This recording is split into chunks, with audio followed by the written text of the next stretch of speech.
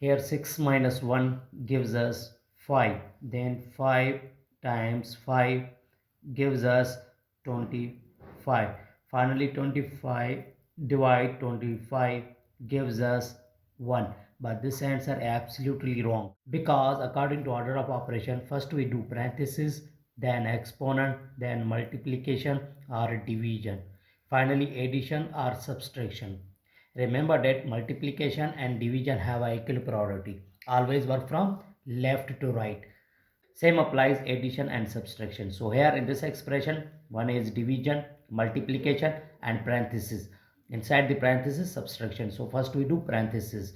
25 divide 5 times. Now 6 minus 1 gives us 5. Now here division and multiplication. We know that division and multiplication always work from left to right.